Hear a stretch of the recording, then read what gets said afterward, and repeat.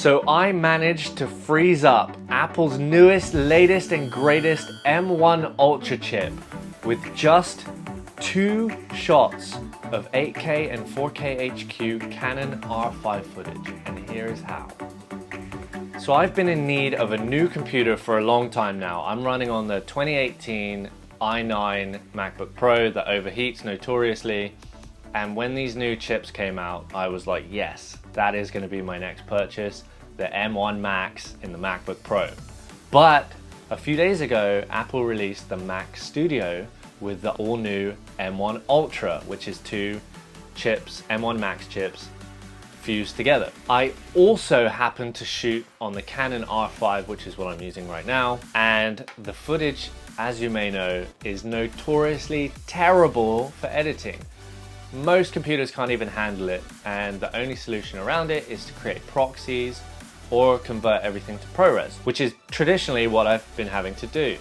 But there are times whenever you do a quick shoot, you need a quick turnaround, and you just don't have the time to convert everything to ProRes.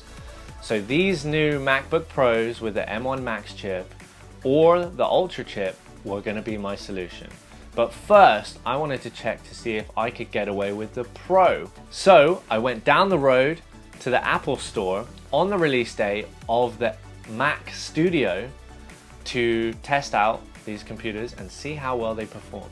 But before that, I did a couple test shots with my R5 in 8K all-eye and then 4K HQ in all-eye format as well. I loaded the test footage onto my phone and airdropped it onto each computer at the Mac Store. It was about 6 gigs of footage, and I set up the timelines as if I would anything. A new event, a new project in a 4K sequence, and immediately added stabilization and noise reduction, and the thing could not handle it at all. So this wasn't a massive surprise to me. I did think that it would struggle on the Pro chip, so I tried the M1 Max chip. Same exact thing. I got this thing frozen up on me. I couldn't even use it. I couldn't even click anything. I had the spinning wheel of death. It was absolutely shocking. And then ultimately I tried the M1 Ultra.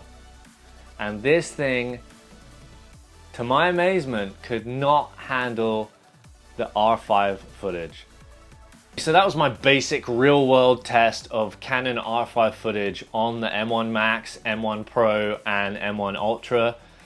I did push it to try and get it to freeze up, but I did the whole spectrum. I waited for a little bit for it to render, I added loads of effects, I took them off, and honestly, it did not play smooth on any of those chips. I am not a computing expert, but I do know that I have the need to edit this R5 footage with speed, and it just could not do it on any of those chips.